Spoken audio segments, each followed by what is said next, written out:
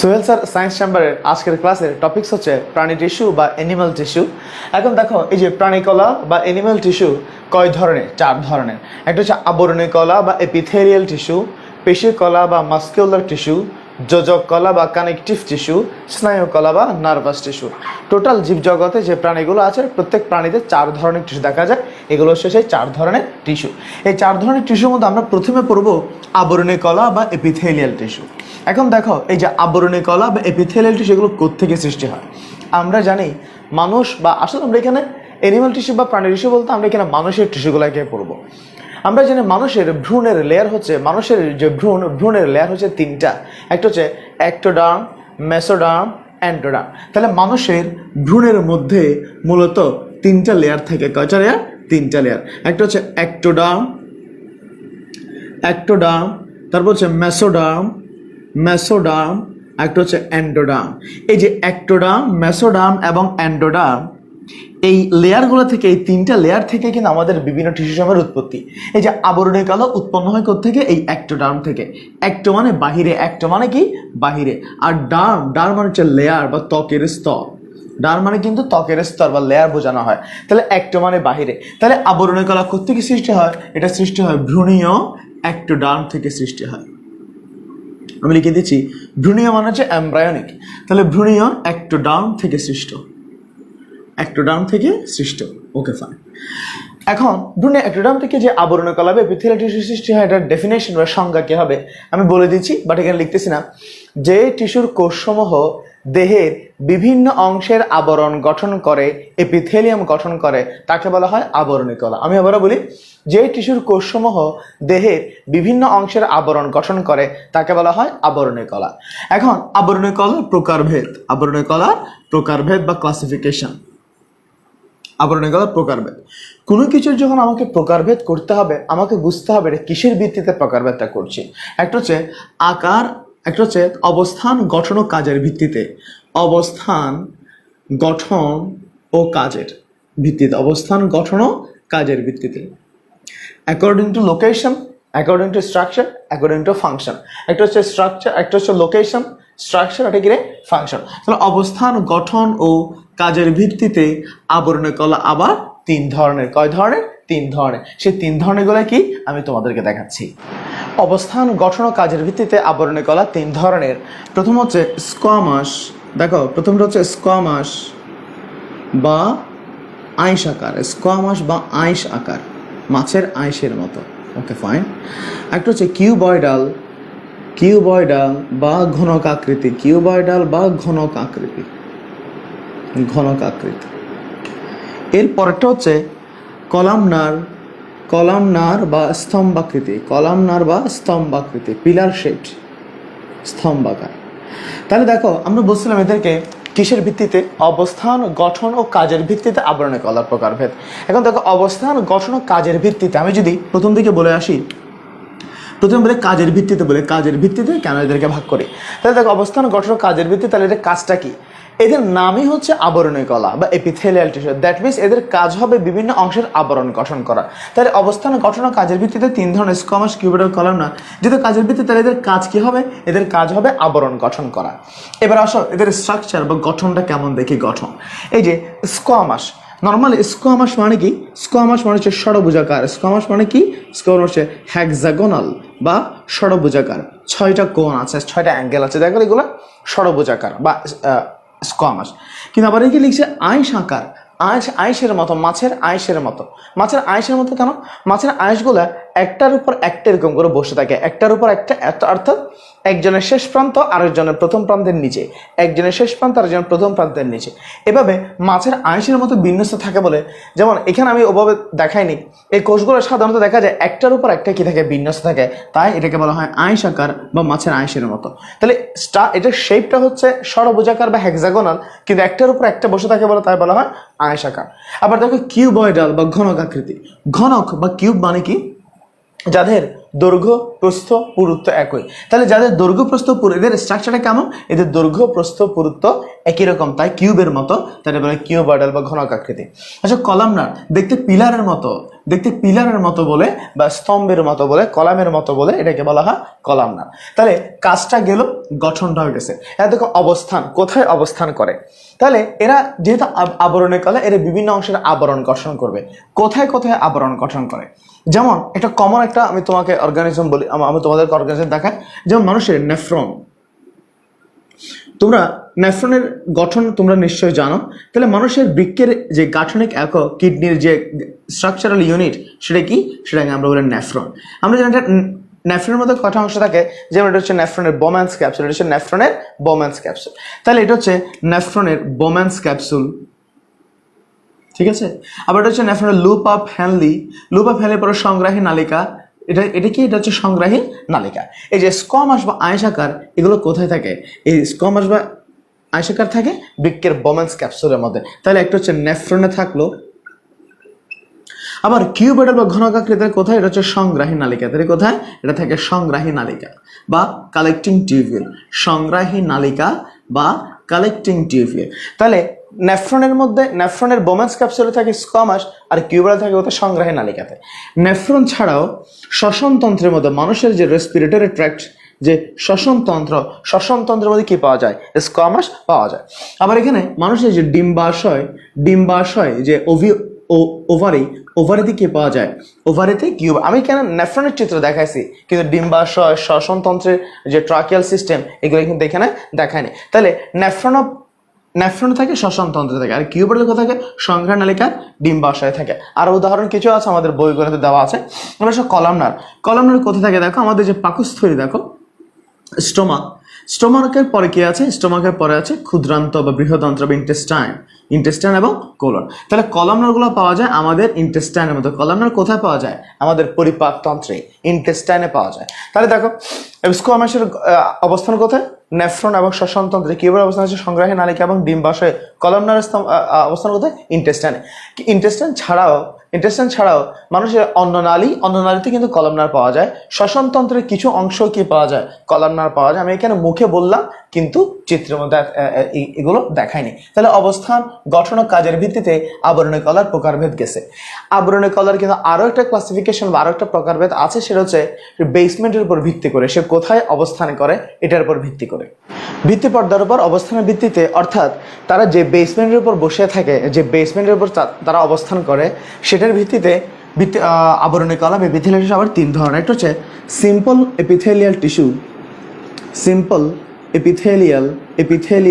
Tissue, আমি সংক্ষেপে লিখলাম সিম্পল এপিথেলিয়াল টিস্যু বা সাধারণ আবরণী কলা।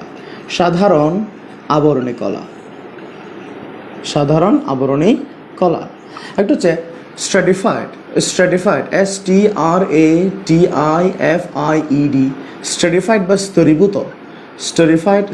স্ট্র্যাটিফাইড বা স্তরীভূত, দ্যাট মিনস স্তরে স্তরে ভিন্ন। একটা হচ্ছে সিওডোস্ট্র্যাটিফাইড। এখন দেখো কোনটা কিরকম, আমি একটু তোমাদেরকে বলি। প্রথমে আসো সিম্পল এপিথেলিয়াল টিস্যু। যে এপিথেলিয়াল টিস্যুতে, যে আবরণী কলাতে সবগুলো কোষ একই বেসমেন্টের উপর দাঁড়ায় থাকে, যেমন এখানে যতগুলো কোষ আছে সবার বেসমেন্ট কিন্তু একই। তাহলে যে আবরণী কলার কোষসমূহ সবাই একই স্তরে বিন্যস্ত, একই লেয়ারের উপর থাকে, এটাকে বলা হয় সিম্পল এপিথেলিয়াল টিস্যু বা সাধারণ আবরণী কলা। সাধারণ আবরণী কলা কোথায় থাকে, এটা বৃক্কের যে নেফ্রনের মধ্যে বোম্যান্স ক্যাপসুলে থাকে, নেফ্রনের বোম্যান্স ক্যাপসুলের মধ্যে থাকে। তাহলে এটা জাস্ট উদাহরণ, বৃক্কের নেফ্রনটা হচ্ছে তার কি, এটা কোথায় থাকে, অবস্থান করে, ওকে ফাইন। এবার দেখো স্ট্র্যাটিফাইড মানে কি, যেগুলো স্তরে স্তরে বিভক্ত। যেমন এই কোষগুলোর যে বেসমেন্ট, এটা কিন্তু তাদের জন্য কি, এটা হচ্ছে অ্যাপেক্স। তাহলে একজনের মাথার উপর একজন, অর্থাৎ এর জন্য যেটা হেডস বা উপরের স্থান, ওটার জন্য এটার জন্য স্থানটা কি রে, নিচের স্থান। তাহলে একজনের জন্য যেটা ফ্লোর, একজনের জন্য যেটা ছাদ, আরেকজনের জন্য সেটা কি, বেস। তাহলে একজনের উপর একজন, এভাবে যদি একজনের উপর একজন এভাবে থাকে, স্তরে স্তরে বিভক্ত থাকে, তাদেরকে বলা হয় স্ট্র্যাটিফাইড। অবস্থান কোথায় হচ্ছে মেরুদণ্ডী প্রাণীর ত্বকের মধ্যে কিন্তু স্ট্র্যাটিফাইডগুলো অবস্থান করে। ত্বক মানে কি, স্কিন বা ডার্ম, তাহলে ত্বকের মধ্যে অবস্থান করে। সিওডোস্ট্র্যাটিফাইড মানে কি, দেখো এখানে স্ট্র্যাটিফাইড মানে কি, স্ট্র্যাটিফাইড মানে স্তরীভূত বা লেয়ারে থাকবে, একজনের উপর একজন এভাবে থাকবে। এখন দেখো এই কোষগুলোকে দেখে মনে হয় এটার উপর এটা, এটার উপর এটা, এই কোষের উপর এই কোষ, এই কোষের উপর এই কোষ, দেখে মনে হচ্ছে এটা একজনের উপর একজন, অর্থাৎ দেখে এদেরকে স্ট্র্যাটিফাইড বা স্তরীভূত বলেই মনে হয়। কিন্তু অ্যাকচুয়ালি এরা কিন্তু সবার বেসমেন্ট কিন্তু একই, সবার বেসমেন্ট কি একই। যেমন আমরা যখন বিভিন্ন প্রোগ্রামে গেলে আমরা একসাথে গ্রুপ পিকচার তুলি, এই যে গ্রুপ পিক তোলার সময় দেখবা আমি যখন সবাইকে একসাথে দাঁড়াতে বলি তখন কেউ উঁচু কেউ নিচু, কেউ উঁচু কেউ নিচু। এখন দেখো যখন আমরা গ্রুপ পিক তুলি, যখন একসাথে সবাই দাঁড়ায়, আমাদের মধ্যে হাইটের পার্থক্য থাকে। হাইটের পার্থক্য থাকার কারণে একজনকে উঁচু দেখায়, একজনকে নিচু দেখায়, কিন্তু সবার বেস কিন্তু একই। তাহলে দেখো এখানে দেখতে মনে হচ্ছে স্ট্র্যাটিফাইড বা স্তরীভূত, কিন্তু অ্যাকচুয়ালি এটা কিন্তু সবার বেসমেন্ট একই, তাই বলা হয় সিওডো। সিওডো মানে কি? সিওডো মানে হচ্ছে নকল। সিওডো মানে কি? ফেক, নকল বা কৃত্রিম বা ক্ষণস্থায়ী। এক এক সময় এক এক অর্থে মিন করা হয়। সিওডো কথাটার বেশ কয়েকটা মিনিং আছে, নকল, কৃত্রিম বা ক্ষণস্থায়ী। এক এক সময় এক এক অর্থে কি করি আমরা? মিন করি। এখানে আমরা নকল কথাটাকে মিন করব, অর্থাৎ অ্যাকচুয়ালি কিন্তু তারা কি নয়, স্ট্র্যাটিফাইড নয়, বাট দেখতে মনে হচ্ছে। তাহলে যদিও বেসমেন্ট একই লেয়ারে, কিন্তু দেখতে মনে হচ্ছে স্ট্র্যাটিফাইড। এরা কোথায় থাকে? এরা দেহের মধ্যে বিভিন্ন ধরনের সিলিয়া, তারপর হচ্ছে তোমার সিলিয়া, ফ্লাজেলা, এই সমস্ত কোষের মধ্যে, এই সমস্ত উপাদানের মধ্যে, এই সমস্ত অঙ্গের মধ্যে কি থাকে? সিওডোস্ট্র্যাটিফাইড গুলা থাকে। তাহলে এটা হচ্ছে ভিত্তি পর্দার উপর বা বেসমেন্টের উপর অবস্থানের উপর ভিত্তি করে আবরণী কলা কয় ধরনের? 3 ধরনের। তাহলে আবরণী কলার অংশ শেষ। এরপরে আমরা পড়বো আমরা তোমাদের পড়াবো পেশি কলা বা মাস্কুলার টিস্যু। এখন পেশি কলা বা মাস্কুলার টিস্যু, এর আগে আমরা যখন আবরণী কলা বা এপিথেলিয়াল টিস্যু পড়ছিলাম, আমরা পড়ছিলাম এপিথেলিয়াল টিস্যু কোত্থেকে সৃষ্টি হয়? ভ্রূণীয় অ্যাক্টোডার্ম থেকে। কিন্তু পেশি কলা বা মাস্কুলার টিস্যু সৃষ্টি হয় ভ্রূণীয় মেসোডার্ম থেকে। তাহলে পেশি কলার উৎপত্তি হয় ভ্রূণীয় থেকে? মেসোডার্ম থেকে। তাহলে একটা জিনিস খেয়াল করে, এটা কোত্থেকে উৎপন্ন হয়? ভ্রূণীয় মেসোডার্ম থেকে সৃষ্টি। এটা হচ্ছে তার একটা পয়েন্ট। পেশি কলা কি করে? দেহকে সঞ্চালনে, দেহের মুভমেন্ট, দেহের সঞ্চালনে ভূমিকা রাখে, বা দেহের মুভমেন্টে কি রাখে? দেহের মুভমেন্টে ভূমিকা রাখে। তাহলে দেহের সঞ্চালন করার পর, দেহকে মুভ করার পাশাপাশি দেহকে কি করে? ব্যালেন্স করে, ভারসাম্য করে। দেহকে ভারসাম্য বা ব্যালেন্স কি করে? দান করে। তাহলে আমি যদি পেশি কলার সংজ্ঞাটা লিখতে চাই, ভ্রূণীয় মেসোডার্ম থেকে সৃষ্ট যে কলা দেহের সঞ্চালনে ভূমিকা রাখে এবং ভারসাম্য দান করে তাকে পেশি কলা বলে। তাহলে পেশি কলার ডেফিনেশন বা সংজ্ঞা কিরকম? ভ্রূণীয় মেসোডার্ম থেকে সৃষ্ট যে কলা বা যে টিস্যু দেহের মুভমেন্ট বা সঞ্চালনে ভূমিকা রাখে এবং ভারসাম্য দান করে তাকে পেশি কলা বা মাস্কুলার টিস্যু বলে। এখন এই যে মাস্কুলার টিস্যু পড়ার পর আমরা মাস্কুলার টিস্যুর প্রকারভেদ বা ক্লাসিফিকেশনটাকে পড়বো। তাহলে আমরা প্রথমে দেখি পেশি কলার প্রকারভেদ বা ক্লাসিফিকেশন। এর আগে আমরা দেখাইছিলাম তোমাকে কোনো কিছু যখন আমরা প্রকারভেদ করতে যাই, আমাকে দেখতে হবে আমি কিসের ভিত্তিতে প্রকারভেদ করি। একটা হচ্ছে ডোরাকাটা দাগের ভিত্তিতে। ডোরাকাটা দাগের ভিত্তিতে আমি লিখে দিচ্ছি, ডোরাকাটা দাগের ভিত্তিতে। দ্যাট মিনস এখানে আলাদা করে কোনো দাগ, কোনো ধরনের লেয়ার আছে কিনা আমাকে দেখতে হবে। ডোরাকাটা দাগের ভিত্তিতে পেশি কলা আবার 2 ধরনের, একটা হচ্ছে ডোরাকাটা পেশি, একটা হচ্ছে ডোরাকাটা পেশি বা স্ট্রাইয়েটেড মাসেল। ডোরাকাটা পেশি বা স্ট্রাইয়েটেড, STRIATED, স্ট্রাইয়েটেড মাসেল। একটা হচ্ছে ডোরাবিহীন পেশি। ডোরা মানে হচ্ছে আসলে দাগ বা আলাদা কোনো লেয়ার, তাহলে ডোরাবিহীন পেশি। ডোরাবিহীন পেশির ইংলিশ হচ্ছে স্মুথ মাসেল। একটা হচ্ছে স্ট্রাইয়েটেড মাসেল, একটা হচ্ছে স্মুথ মাসেল। তাহলে আমি যদি একটা মাসেল ফাইবার ধরে, মনে করি এটা হচ্ছে একটা মাসেল ফাইবার, ঠিক আছে, এটা মনে করো আরেকটা মাসেল ফাইবার। দেখো আমি তোমাকে 2টা মাসেল ফাইবার দেখাচ্ছি। এটা একটা মাসেল ফাইবার, দেখো মাসেল ফাইবার নিয়ে আমরা আরো বিস্তারিত বলবো। এটা একটা মাসেল ফাইবার। তাহলে এটা হচ্ছে কোষ বা এটা একটা সেল। এই সেলের মধ্যে মনে করো আলাদা করে একটা অনুপ্রস্থ ট্রান্সভার্স একটা লেয়ার দেখা যাচ্ছে, বাট এখানে ট্রান্সভার্স কোনো লেয়ার নেই। যে সমস্ত পেশির কোষে বা সেলের মধ্যে, মাসেল ফাইবারের মধ্যে ট্রান্সভার্স কোনো লাইন দেখা যাবে তাদেরকে বলা হয় স্ট্রাইয়েটেড মাসেল বা ডোরাকাটা পেশি। আর যাদের মধ্যে ট্রান্সভার্স কোনো লাইন তুমি দেখবে না, ট্রান্সভার্স মানে অনুপ্রস্থ পাশাপাশি, ট্রান্সভার্স কোনো লাইন দেখা যাবে না, তাকে বলা ডোরাবিহীন পেশি বা স্মুথ মাসেল। তাহলে যে পেশিতে ডোরাকাটা দাগ থাকে তাদেরকে বলা হয় স্ট্রাইয়েটেড মাসেল বা ডোরাকাটা পেশি, আর যাদের মধ্যে ডোরাকাটা দাগ নেই তাদেরকে বলা হয় স্মুথ মাসেল বা ডোরাবিহীন পেশি। এটা কিসের ভিত্তিতে ছিল? ডোরাকাটা দাগের ভিত্তিতে। ডোরাকাটা দাগের ভিত্তিতে যেমন মাসেলের প্রকারভেদ করা যায়, আরেকটা প্রকারভেদ আছে বি, একটা হচ্ছে অবস্থান, গঠন ও কাজের ভিত্তিতে। অবস্থান, গঠন ও কাজের ভিত্তিতে। অবস্থান, গঠন ও কাজের ভিত্তিতে কোষ আবার পেশি কোষ আবার কয় ধরনের? 3 ধরনের। তা একটা হচ্ছে ঐচ্ছিক পেশি, ঐচ্ছিক পেশি বা ভলান্টারি মাসল, ঐচ্ছিক পেশি বা ভলান্টারি মাসল, ভলান্টারি মাসল। একটা হচ্ছে অনৈচ্ছিক পেশি, অনৈচ্ছিক পেশি বা ইনভলান্টারি, অনৈচ্ছিক বা ইনভলান্টারি মাসল, ইনভলান্টারি মাসল।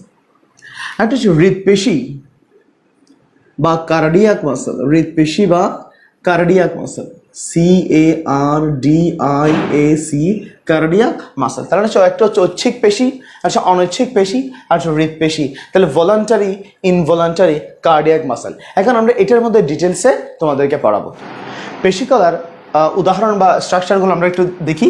যেমন এটা হচ্ছে ঐচ্ছিক পেশি বা ভলান্টারি মাসল, এটা হচ্ছে ঐচ্ছিক বা ভলান্টারি। এটা হচ্ছে অনৈচ্ছিক বা ইনভলান্টারি, অনৈচ্ছিক বা ইনভলান্টারি। একটা হচ্ছে কার্ডিয়াক বা হৃদপেশি, কার্ডিয়াক বা হৃদপেশি। আমরা এদের মধ্যে যে কোনো একজনের বৈশিষ্ট্যটা দেখব, তারপর বাকিগুলো দেখবো। যেমন আমি যদি ঐচ্ছিক পেশির বৈশিষ্ট্য বলি, মনে করেন আমি ঐচ্ছিক পেশির বৈশিষ্ট্যটা বলার চেষ্টা করব।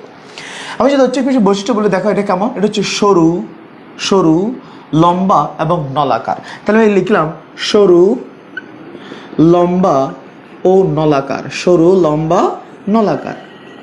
ঠিক আছে, সরু, লম্বা বা, তাহলে ঐচ্ছিক পেশি এর মধ্যে দেখো ঐচ্ছিক পেশির বৈশিষ্ট্য হচ্ছে সরু, লম্বা, নলাকার। এখন দেখো এখানে এগুলো হচ্ছে কোষ, কোষের মধ্যে কি থাকে? নিউক্লিয়াস থাকে। কোষের মধ্যে কি থাকে? নিউক্লিয়াস থাকে। তোমরা আমাকে একটা কথা বলে কি শাখাযুক্ত না শাখাবিহীন? যেমন এখানে এটা একটা কোষ বা সেল, এটা একটা কোষ বা সেল, এটা কোষ বা সেল।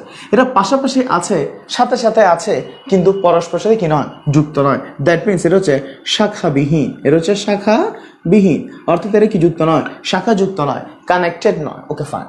এবার দেখো একটা এদের মধ্যে কোষের মধ্যে কি আছে? নিউক্লিয়াস আছে। Okay fine. এখন এদের মধ্যে কি পরিমাণ, একটা কোষে কতটা নিউক্লিয়াস আছে?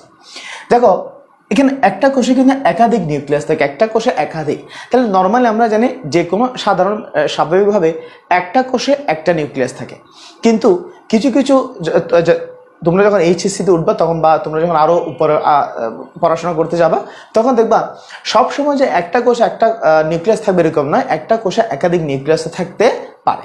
তাহলে এখানে একটা কোষে একাধিক নিউক্লিয়াস, তাহলে এখানে একটি কোষে বা একটি সেলের মধ্যে একাধিক নিউক্লিয়াস থাকে, একাধিক কি থাকে? নিউক্লিয়াস থাকে। একটা কোষে একাধিক নিউক্লিয়াস থাকে। এখন একাধিক বলতে কয়টি? একাধিক বলতে প্রায় প্রায় শতাধিক, প্রায় কত? 100 বা তার বেশি, প্রায় 100 বা ইকুয়াল 100 অর মোর দ্যান 100। ঠিক আছে, প্রায় একাধিক নিউক্লিয়াস থাকে, একটা কোষে একাধিক নিউক্লিয়াস থাকে।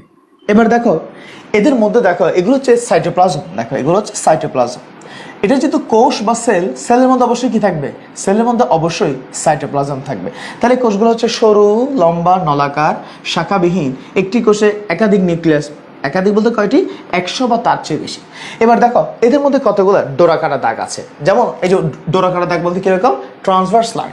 এই যে ট্রান্সভার্স লাইনগুলো দিচ্ছি, ট্রান্সভার্স লাইনগুলো কিন্তু কোষের বাহিরের দিকে, কোষের বাহিরের দিকে। আমি যখন এই ট্রান্সভার্স লাইনগুলো দিয়ে দিব, তখন তোমার কাছে মনে হচ্ছে একটা কোষে মনে হয় একটা নিউক্লিয়াস মনে হয়, যেন এই যে আমি যখন ট্রান্সভার্স লাইনগুলো দিচ্ছি, তখন তোমার কাছে নিউক্লিয়াসগুলোকে আলাদা আলাদা মনে হবে, নিউক্লিয়াসগুলোকে ইন্ডিভিজুয়াল মনে হবে। আসলে এখানে যে ট্রান্সভার্স লাইনগুলো দেখতে পাচ্ছ, এগুলো হচ্ছে কোষের বাহিরের দিকে।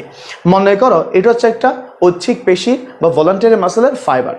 নিউক্লিয়াসগুলো হচ্ছে ভিতরে, আর ডোরাকাটা দাগ হচ্ছে তার বাহিরের দিকে। এই ডোরাকাটা দাগ ভিতরে নিউক্লিয়াসকে কি করে না? বিভক্ত করে না। তাহলে এখানে মধ্যে কি আছে? এটা হচ্ছে ডোরাকাটা দাগ আছে।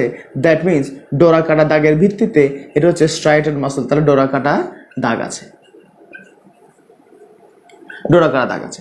এখন তাহলে এটা বৈশিষ্ট্য কি? সরু, লম্বা, নলাকার, এটা শাখাবিহীন, একটি কোষে একাধিক নিউক্লিয়াস আছে, ডোরাকাটা দাগ আছে।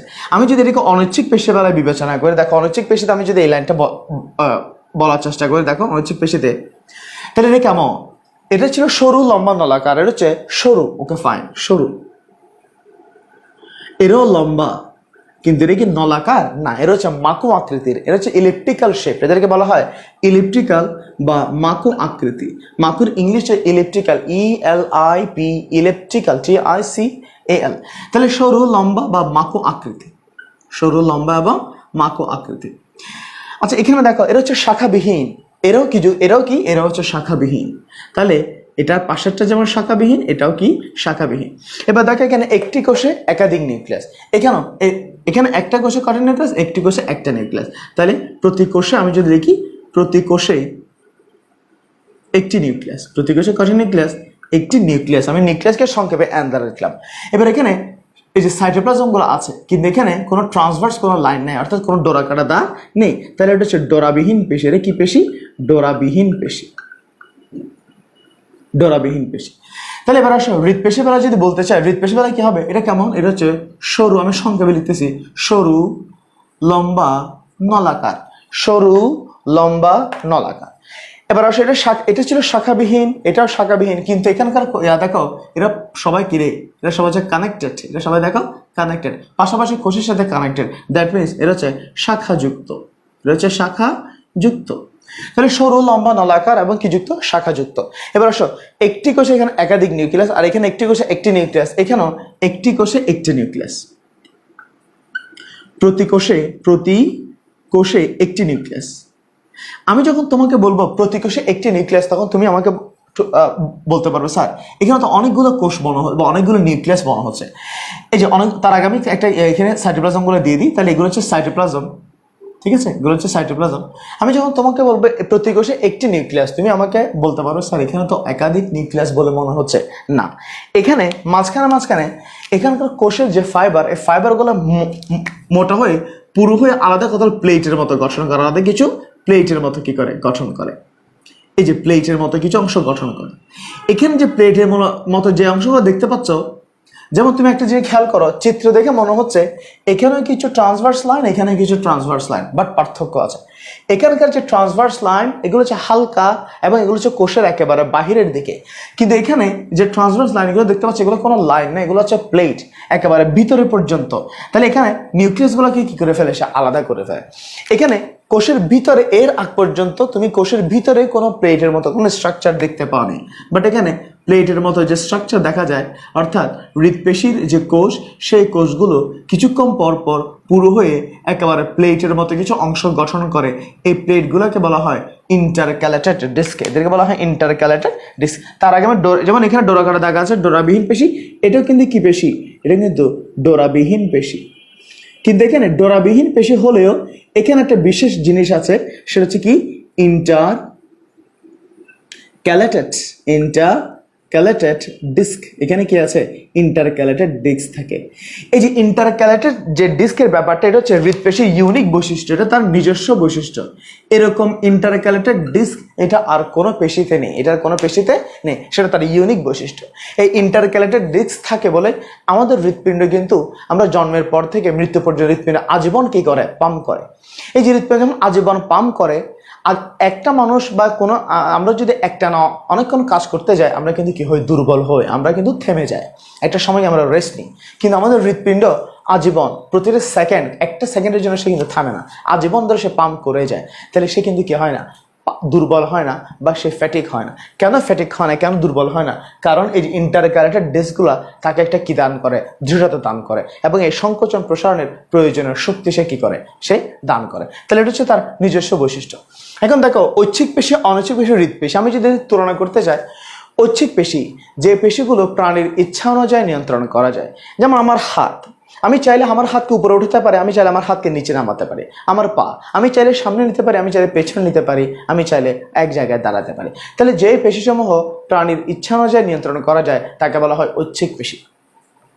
অনৈচ্ছিক পেশি যে পেশিসমূহ প্রাণীর ইচ্ছা অনুযায়ী নিয়ন্ত্রণ করা যায় না, যেমন আমাদের অন্ননালী, পাকস্থলী, ক্ষুদ্রান্ত, আমাদের যকৃৎ, আমাদের কিডনি, এই সমস্ত এটা কিন্তু এটা কি করে? হালকা অল্প পরিসরে কি করে? সংকুচিত প্রসারিত হয়, কিন্তু এটা আমাদের কি নয়? নিয়ন্ত্রণাধীন নয়। তাহলে যে পেশিসমূহ প্রাণীর ইচ্ছা নিয়ন্ত্রণ করা যায় না তাকে অনৈচ্ছিক পেশি বলে। হৃৎপেশি এটাও প্রাণীর ইচ্ছা অনুযায়ী নিয়ন্ত্রণাধীন নয়, এটা কিন্তু নিজে নিজেই কি করে? পাম্প করে। এটা নিয়ে বিস্তারিত তোমরা এইচএসসি উঠলে পড়বা। তাহলে আমি যদি বলি ঐচ্ছিক, অনৈচ্ছিক আর হৃৎপেশির তুলনা করি, প্রাণীর ইচ্ছা অনুযায়ী নিয়ন্ত্রণ করা যায়, প্রাণীর ইচ্ছা অনুযায়ী নিয়ন্ত্রণ করা যায় না, প্রাণীর ইচ্ছা অনুযায়ী নিয়ন্ত্রণ করা যায় না। সরু লম্বা নলাকার, সরু লম্বা মাকু আকৃতির, সরু লম্বা নলাকার। শাখাবিহীন, শাখাবিহীন, শাখাযুক্ত। একটি কোষে একাধিক নিউক্লিয়াস, একটি কোষে একটি নিউক্লিয়াস, একটি কোষে একটি নিউক্লিয়াস। ডোরা কাটা পেশি, ডোরাবিহীন পেশি, ডোরাবিহীন পেশি। কিন্তু এখানে একটা বিশেষ বৈশিষ্ট্য আছে, ইন্টারক্যালেটেড ডিস্ক। আসলে হৃৎপেশি হচ্ছে তার কিছু বৈশিষ্ট্য ঐচ্ছিক পেশির মতো, কিছু বৈশিষ্ট্য অনৈচ্ছিক পেশির মতো। তাহলে এটা ছিল আমাদের পেশি নিয়ে বর্ণনা। আমরা এরপরে যাব যোজক কলা বা যোজক টিস্যুতে।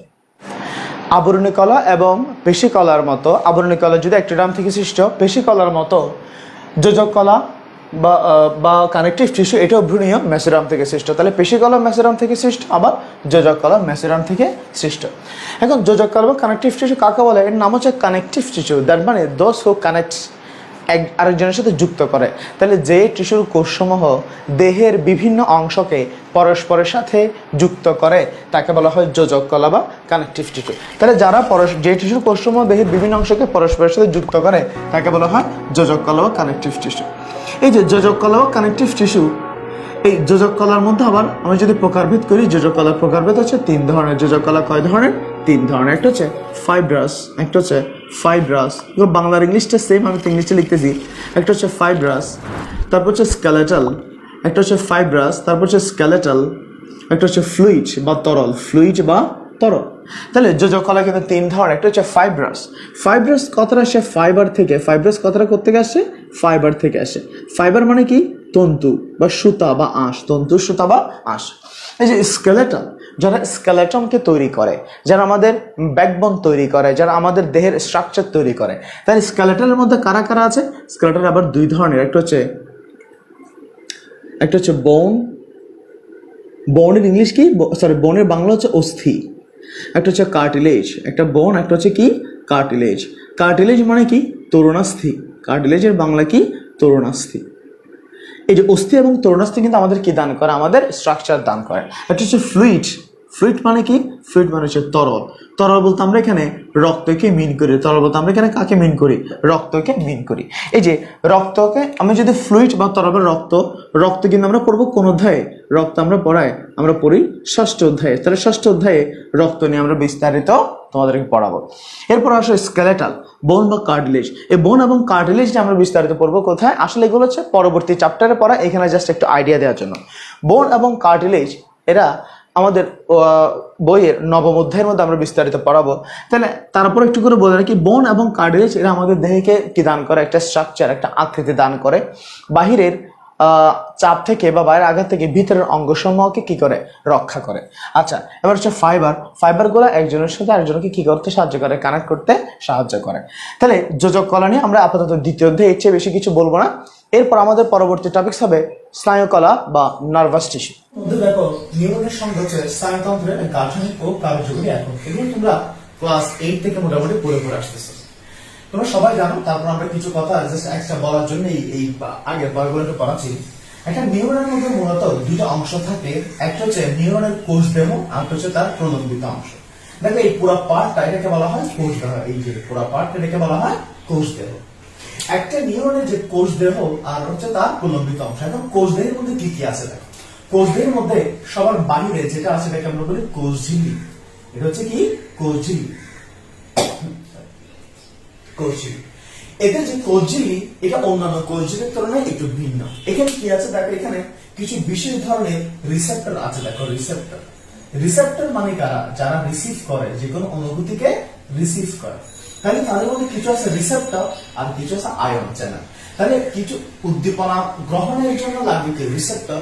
সেই উদ্দীপনা গ্রহণের পর সেটাকে আবার বহন করার জন্য কিছু আয়নের দরকার হয়। এই যে আয়ন পরিবহনের জন্য যে পথ, তাকে বলা হয় আয়ন চ্যানেল। তাহলে কোষঝিল্লিতে রিসেপ্টরও আছে, আবার আয়ন চ্যানেলও আছে। এবার আসো, এটা তো কোষ একটা, যে কোনো কোষের মধ্যে কি থাকবে? নিউক্লিয়াস থাকবে। তাহলে এটা হচ্ছে তার নিউক্লিয়াস, নিউরনের নিউক্লিয়াস। তাহলে নিউক্লিয়াস কোথায় থাকে? তার কোষ দেহে। নিউক্লিয়াসের বাইরে যাবতীয় যত পদার্থ আছে তাদের সবাইকে বলা হয় সাইটোপ্লাজম। এদের সবাইকে কি বলি? এটা তোমরা নিশ্চয়ই অনেক আগে থেকে জানো। তবে হচ্ছে নিউরনের যে সাইটোপ্লাজম, এটাকে বলা হয় নিউরোপ্লাজম। কারণ নিউরনের মধ্যে যে সাইটোপ্লাজমটা আছে, দেখো নিউরনের মধ্যে যে সাইটোপ্লাজম আছে এদেরকে বলা হয় নিউরোপ্লাজম। নিউরো মানে হচ্ছে নার্ভ, আর প্লাজম মানে প্লাজমা। প্লাজমা মানে সাইটোপ্লাজম থেকে আসে। তাহলে নিউরো মানে হচ্ছে নার্ভ, আর প্লাজম মানে হচ্ছে প্লাজমা। প্লাজমা মানে যেটা সাইটোপ্লাজম থেকে আসে। এখানে যে নিউরোপ্লাজম বা সাইটোপ্লাজম আছে এখানে কি কি আছে দেখো, এখানে আসলে অনেক কিছু আছে। এটা হচ্ছে গুরুত্বপূর্ণ মাইটোকন্ড্রিয়া আছে, এন্ডোপ্লাজমিক রেটিকুলাম বা এন্ডোপ্লাজমিক জালিকা আছে, গোলজি বস্তু আছে, রাইবোসোম আছে। আমি আবার বলি মাইটোকন্ড্রিয়া, এন্ডোপ্লাজমিক জালিকা, রেটিকুলাম, এন্ডোপ্লাজমিক রেটিকুলাম, গোলজি বস্তু আর কি রাইবোসোম। সংক্ষেপে মনে রাখতে পারো, জাস্ট মনে রাখার জন্য মায়ের, আমরা বলি এরকম, আমি যদি আমরা অনেক সময় মেসেজ লিখি, বাংলা ইংলিশ মিক্স করে মেসেজ লিখি আমরা, আমি বলি মায়ের গরু। তোমাদের কারো ভাষায় গরু গরু থাকলে ভালো মনে রাখতে পারবে। তাহলে কেমন কি বললাম, মায়ের গরু, মা দিয়ে মাইটোকন্ড্রিয়া, ইয়ার দিয়ে এন্ডোপ্লাজমিক রেটিকুলাম, গ দিয়ে গোলজি বস্তু, র দিয়ে রাইবোসোম, মায়ের গরু মনে রাখতে পারো। তাহলে নিউরোপ্লাজমে কি আছে, মায়ের গরু আছে। আচ্ছা, কিন্তু একটা গুরুত্বপূর্ণ অঙ্গাণু এখানে নেই, সেটা হচ্ছে সেন্ট্রিওল। সেটা কি, সেন্ট্রিওল, এটা নিয়ে আমরা একটু পরে বলবো। এখানে যে রাইবোসোম আছে দেখো এরপরে, তাহলে নিউরোপ্লাজমের কথা গেছে। এবার দেখো এখানে কিছু সূক্ষ্ম কিছু জালিকার মতো কিছু অংশ আছে, সূক্ষ্ম জালিকার মতো, এরকম করে সূক্ষ্ম জালিকার মতো কিছু অংশ আছে। এই যে জালিকার মতো যে অংশগুলা, এদেরকে বলা হয় নিউরোফিব্রিল। নিউরোফিব্রিল ওয়ার্ডটাকে ভেঙে দেখলে দেখো, নিউরোফিব্রিল ওয়ার্ডটাকে ভেঙে দেখলে দুটো ওয়ার্ড, একটা হচ্ছে নিউরো, একটা হচ্ছে ফিব্রিল। নিউরো মানে হচ্ছে নার্ভ, নিউরো মানে কি, নিউরো মানে হচ্ছে নার্ভ। আর ফিব্রিল কথা সে ফাইবার থেকে, ফাইবার মানে হচ্ছে তন্তু, ফাইবার মানে কি, ফাইবার মানে হচ্ছে তন্তু। তাহলে নিউরোফিব্রিল, এখানে কিছু দানা সূক্ষ্ম নালীর মতো আছে, তাকে বলা হয় নিউরোফিব্রিল। এখানে মিসল বডি, এই যে উপরে যে নিউরোপ্লাজম বলছিলাম, নিউরোপ্লাজমের মধ্যে একটা গুরুত্বপূর্ণ উপাদান ছিল রাইবোসোম। এই অনেকগুলো রাইবোসোম যখন নিউরনের মধ্যে জমাট বেঁধে যায়, গুচ্ছবদ্ধ হয়ে যায়, তাহলে রাইবোসোম যারা আছে তারা নিউরোপ্লাজমের মধ্যে অনেক সময় একেবারে গুচ্ছবদ্ধ হয়ে দলা পাকায় যায়। ওই দলা পাকানো যে রাইবোসোম, ওই গুচ্ছবদ্ধ যে রাইবোসোম, তাকে বলা হয় মিসল বডি বা মিসল দানা, MISSLE, মিসল বডি বা মিসল দানা। তাহলে এখানে আছে কোষঝিল্লি, নিউরোপ্লাজম আর নিউরোফিব্রিল এবং মিসল বডি। নিউরো মানে হচ্ছে নার্ভ, ফিব্রিল মানে ফাইবার, আর মিসল বডি কি, এটা আসলে কতগুলো গুচ্ছবদ্ধ রাইবোসোম। এবার আমরা কোষঝিল্লি নিয়ে বলার পর আমরা চলে যাব প্রলম্বিত অংশের মধ্যে। এখানে প্রলম্বিত অংশ বলতে মেইনলি যেটা থাকে সেটা হচ্ছে এক্সন, আমরা বলি। তাহলে প্রলম্বিত অংশের মধ্যে কিছু আছে খাটো, কিছু আছে লম্বা। কোষদেহ থেকে কতগুলো আছে খাটো করে, কতগুলো বের হয়। এই যে খাটো যে অংশগুলো আলাদা করে বের হয়ে যাচ্ছে সুতার মতো, সুতার মতো, এদেরকে বলা হয়, একটাকে বলা হয় ডেনড্রন, এদেরকে বলা হয় ডেনড্রন। এই ডেনড্রন গুলো আবারও কি হতে পারে, শাখা প্রশাখা যুক্ত হতে পারে। এই ডেনড্রন গুলো আবারও শাখা প্রশাখা যুক্ত হতে পারে। ডেনড্রন যদি কোনো কারণে শাখা যুক্ত হয়, তখন এটাকে বলা হয় ডেনড্রাইটস, তখন এটাকে বলা হয় ডেনড্রাইটস। তাহলে কোষদেহ থেকে যে খাটো যে শাখাগুলো বের হবে তাদেরকে বলা হবে ডেনড্রন, আর ডেনড্রন যদি শাখা প্রশাখা যুক্ত হয় তখনই তাকে বলা হবে ডেনড্রাইটস। তাহলে এটাতে গেছে ছোট ছোট যে শাখাগুলো এগুলো। এবার দীর্ঘ যে শাখাটা বের হচ্ছে, এরকম আগে থেকে জানো, দীর্ঘ যে শাখাটা বের হয়, এই দীর্ঘ শাখাটাকে বলা হয় অ্যাক্সন, এই দীর্ঘ শাখাকে বলা হয় অ্যাক্সন। তাহলে নিউরনের থেকে যে প্রলম্বিত অংশ বের হয়, প্রলম্বিত অংশ মূলত কয় ধরনের, দুই ধরনের। একটা হচ্ছে ডেনড্রন, যেটা খাটো, আর একটা হচ্ছে এক্সন, যেটা কি, যেটা লম্বা দীর্ঘ আছে যেটা। এখন এই যে অ্যাকশন, আমাদের প্রত্যেক কিছু চারপাশে একটি আছে, আবরণ আছে। এই অ্যাকশনের উপরেও ঠিক একটা আবরণ থাকবে। অ্যাকশনের উপরে দেখো ইমিডিয়েট উপরে একটা আবরণ থাকে, অ্যাকশনের উপরে যে ইমিডিয়েট যে আবরণ থাকে এটাকে বলা হয় পাতলা একটা পর্দার মতো। এই যে অ্যাকশনের উপরে পাতলা একটা পর্দার মতো আছে।